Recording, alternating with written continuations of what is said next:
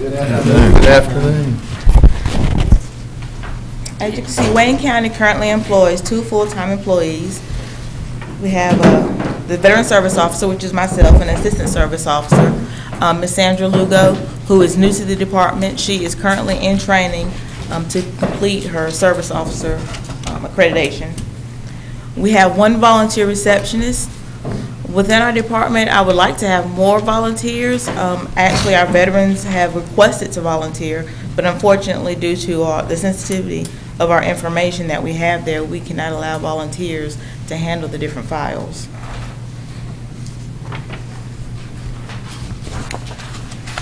County service officers aren't directly mandated by the state of North Carolina.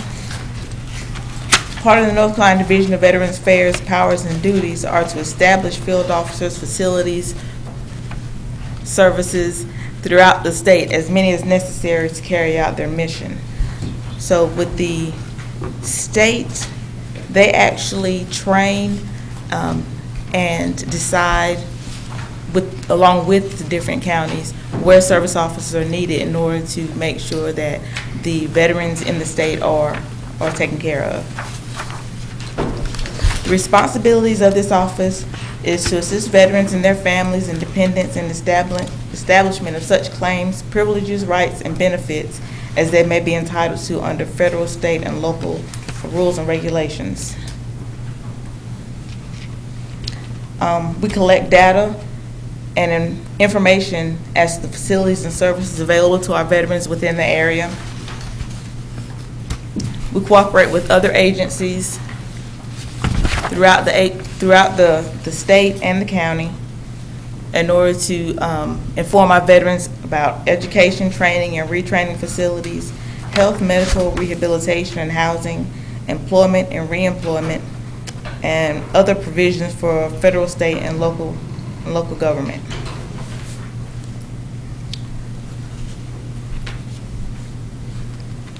The North Carolina Division of Veterans Affairs is a state organization that trains and provides accreditation for county service officers. This training and accreditation allows access to VA information on a limited basis. When veterans come into the office, they assume that we are the VA. The order of things is kind of confusing because as a county employee, I am the one that they come to for assistance, but I would then go to my district officer, who's a state employee, for any questioning or training, and then the state, of course, answers to the federal government of the Veterans Administration. The North Carolina Division of Veterans Affairs, they currently contribute $2,000 in matching funds to the county for the service officer.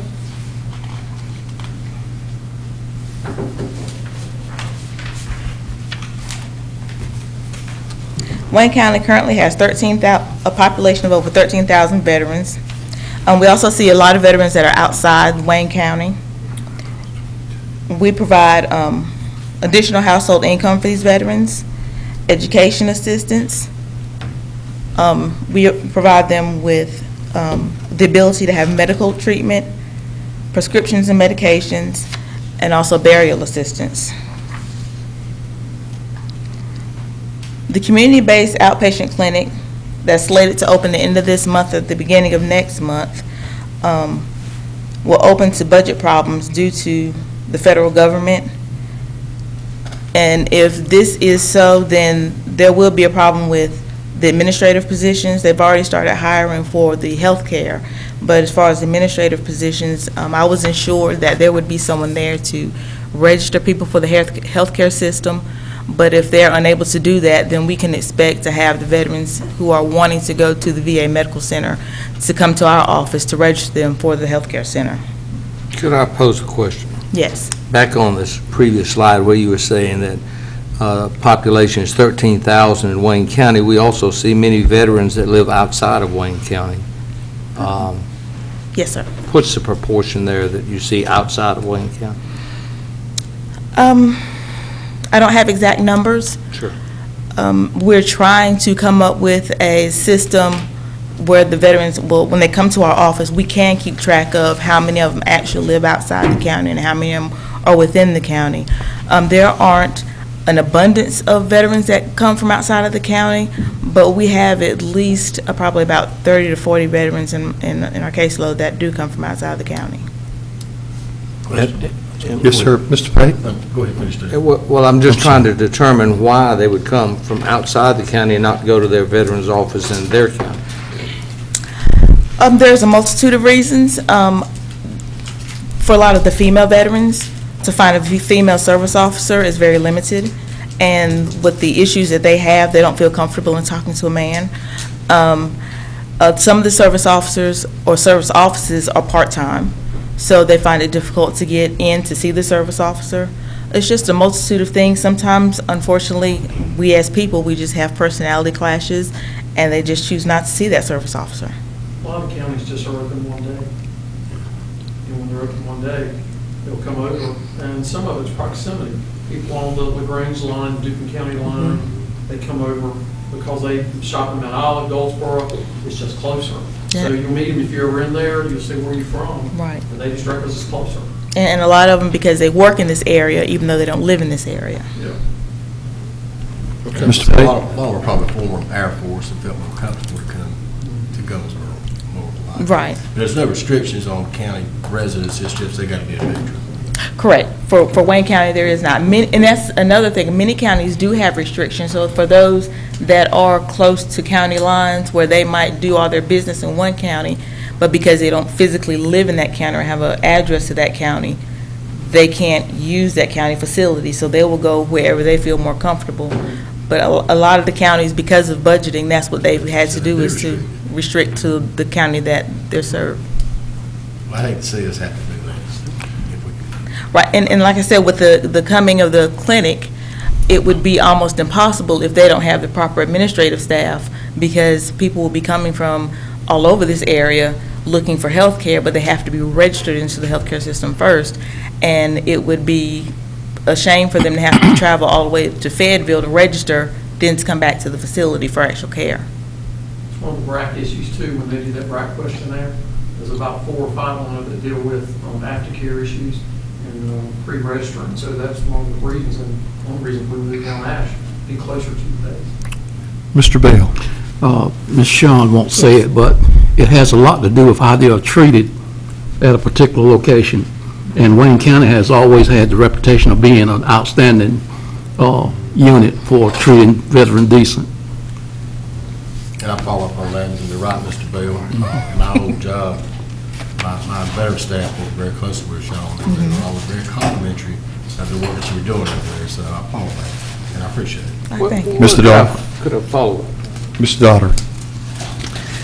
I don't want to belabor the point, but your neighbor next door, it was written up in the newspaper, where they're actually having to card people because people from outside the county are coming in and using the facilities at the senior center.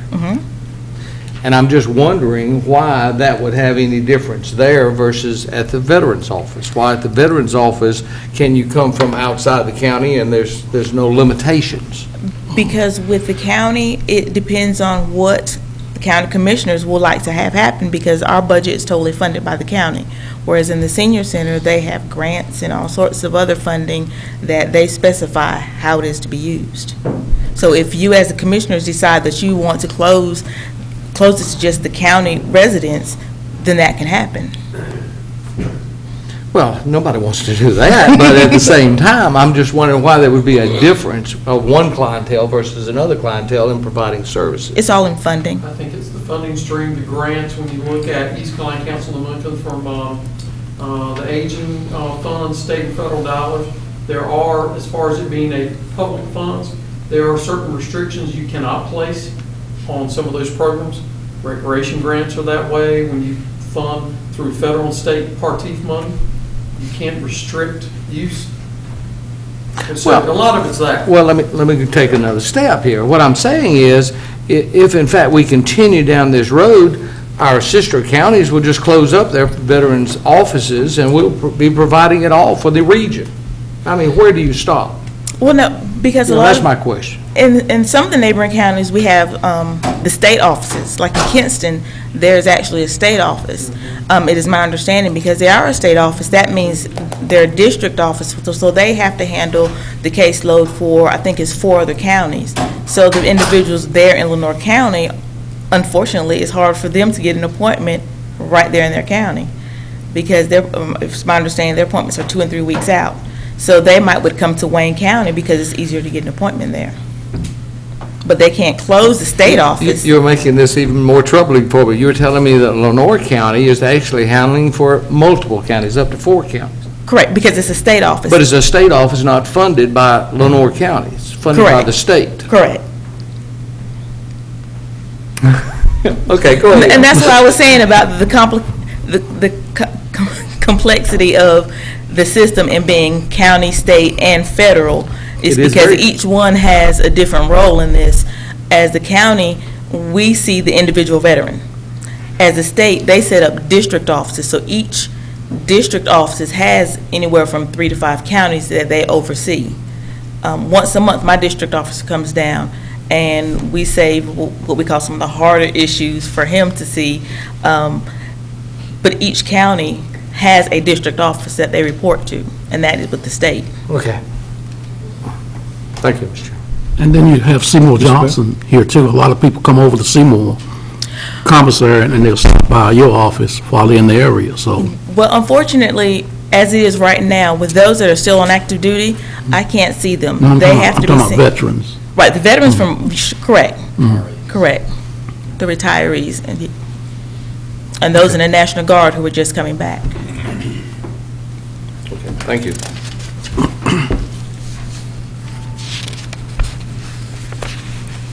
Ms. Jones? Yes. Perfect. Veteran Services has maintained a total budget of approximately $1,500 for the past 5 years. I did not break that down, but that includes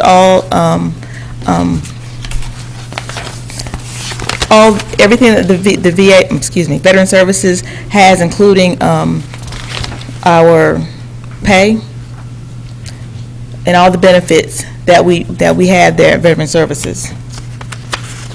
Like I said, with the exception of the matching funds by the state, we're totally funded by Wayne County. $2,000, is that $2,000 that you get Yes. from state? That's the most the state will give any county. Two. With the accelerated number of veterans turning to the VA for assistance, we expect a large increase in the number of veterans need to be seen at this office. With this spike in growth, it is expected that our overall budget will reflect the growth. I expect increases for office supplies, postage, training, and non-cap furniture. The increases in these line items are expected to be met by shifts in other line items. Like I said, with the $1,500 that we've had in our budget for the past 5 years, it hasn't changed because I've noticed that for different years, certain things are required per the veterans, where I don't have to change the amount of the budget, just where money is within the line items. Veteran Services does not directly provide revenue for the county. Indirectly, Veteran Services assists with bringing in over $1 million annually from the benefits received by veterans or surviving family members. This revenue is used to support local business and to pay for other personal expenses. The goal of this office is to continue providing excellent service to all the Wayne County veterans. To do this, we will partner with outside agencies, both local and federal, with a common goal to assist veterans and their families, better educate those leaving the military along with National Guard and Reserves for their benefits. I have been asked to be part of the briefing that the Air Force gets as they're leaving the military to tell them of their veteran benefits. So far, I haven't actually been invited to a meeting, but it has been brought up. Also, it is required by NCDVA that we maintain an accurate record of who we assist and report this information monthly. We will streamline the tracking of visitation to the office and the documents leaving the office with new technology that will give us additional time to focus on the issues facing our veterans. Right now, I've been in talks with the IT department, and they are working on a system that will allow us, like I said, to track veterans by wartime era, by location as to where they actually live versus, why they're there in the office, and by what type of services they're coming in looking for. The veterans of Wayne County have, please excuse me, I see a typo. They have 4 major hurdles that keep them from taking advantage of VA benefits. That's transportation, knowledge of available benefits, homelessness, and financial hardship.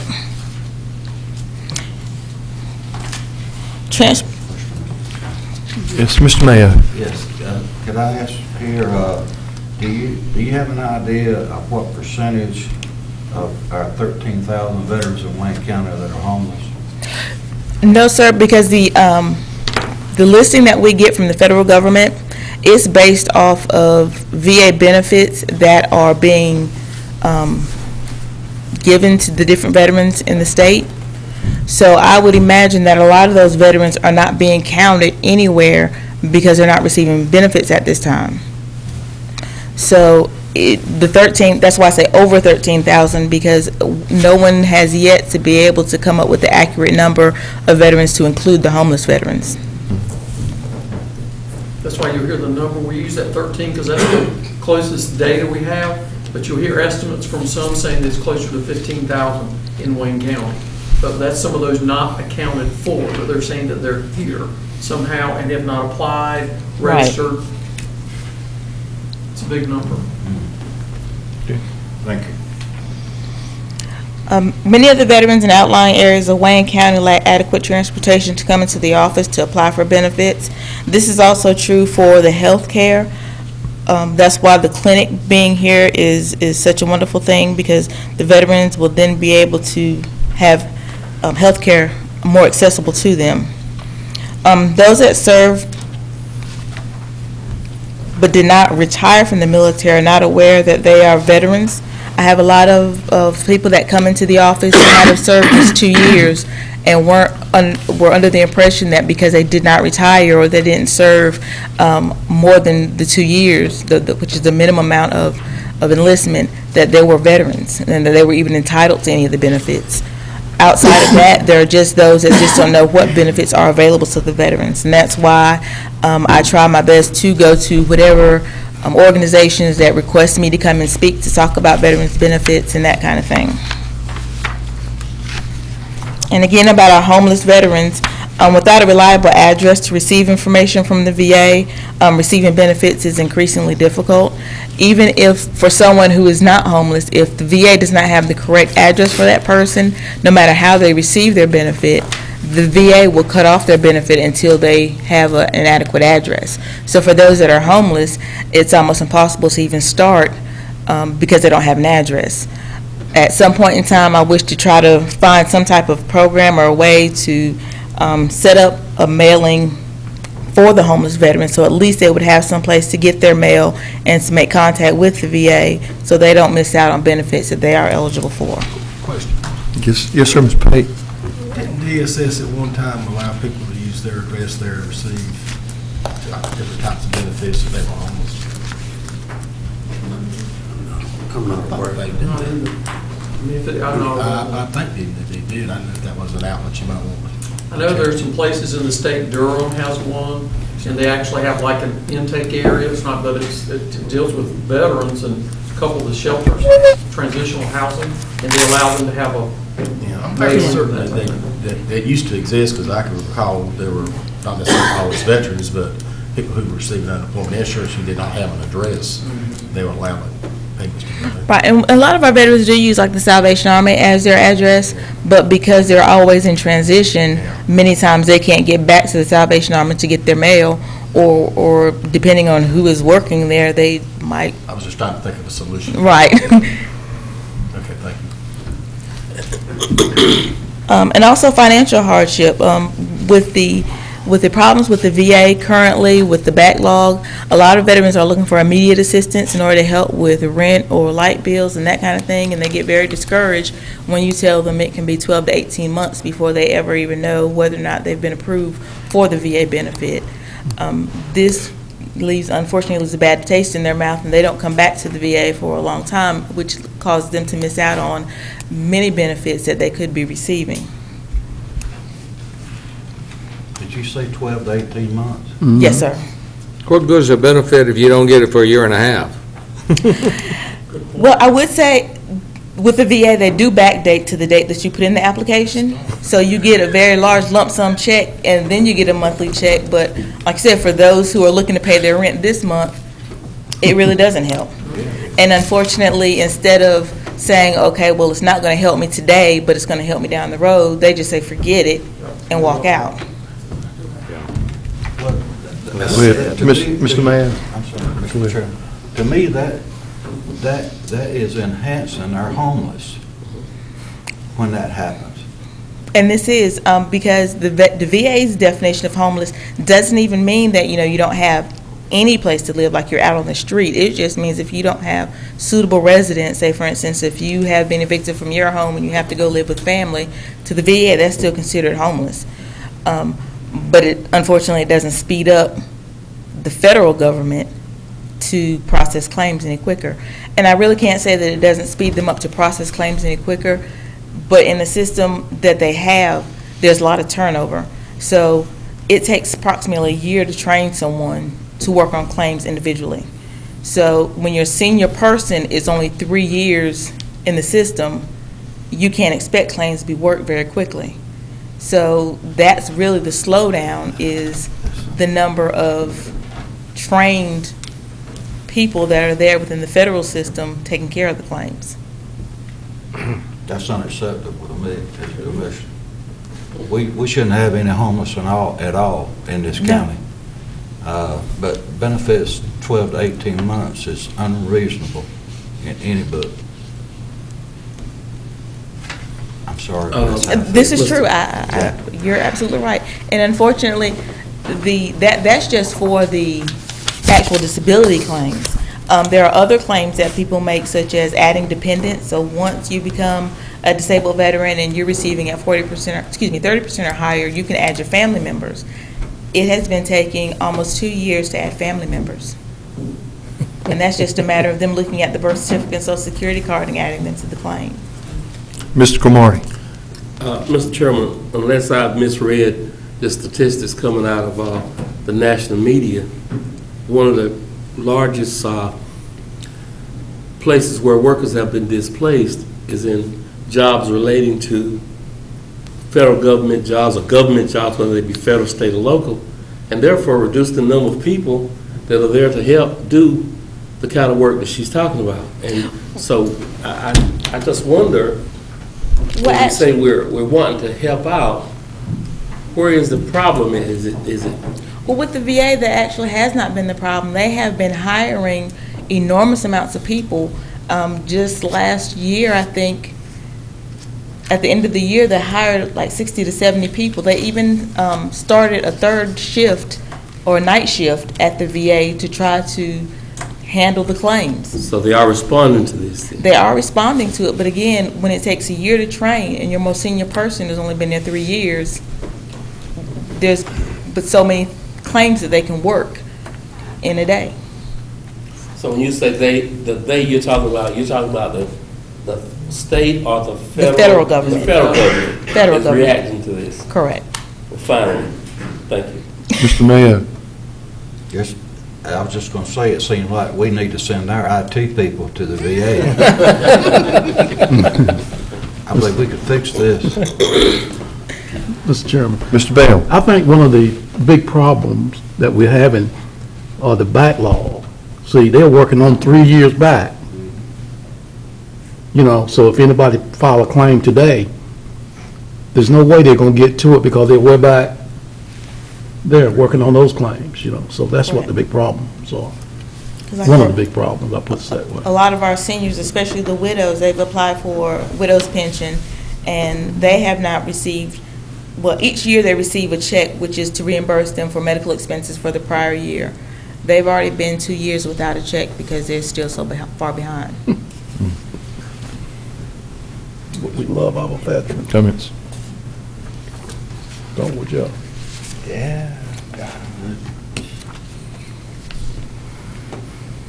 With programs to eliminate these hurdles in place, either by the county service officer or another agency within the county, more monies will be available to be spent here in Wayne County by the veterans. Thank you very much. Any questions or comments from Ms. Moore? Yes, sir. Mr. Camardi? Thank you very much for what you're doing for the veterans, but my question is, with your load here, are you being able to handle your load with the personnel that you have? Most days. And I say it like that because some days are more than others. We do take appointments so that we won't be overwhelmed, but to put a sign out or even to announce that we take appointments means nothing to most people, and they come in anyway. So we still have a large influx of walk-ins, and I think, like I said, with the coming of the clinic, that's going to be even larger. And I heard you say that. So do you expect to ask for an increase? And do you need an increase? And based upon what Mr. Mayo said, not having folk there to help do the job for the veterans should be unacceptable to us as a group. So I'm not encouraging you to ask for more, but I just want you to evaluate what you're doing for the veterans and make a. Well, and I want to tell you, when we worked on the, I keep thinking this thing's not working. When LaShawn hired Miss Dottie several years ago, in order to get somebody certified, it took over a year because they set the courses so far out with federal government to get them certified. So therefore, only LaShawn could see the customers or clients for that 6, 9 to 12 months. And they have got to offer these classes to get these people certified so we can process the claims. It doesn't make any sense. Thank you. You're welcome. One final question. Yes, sir.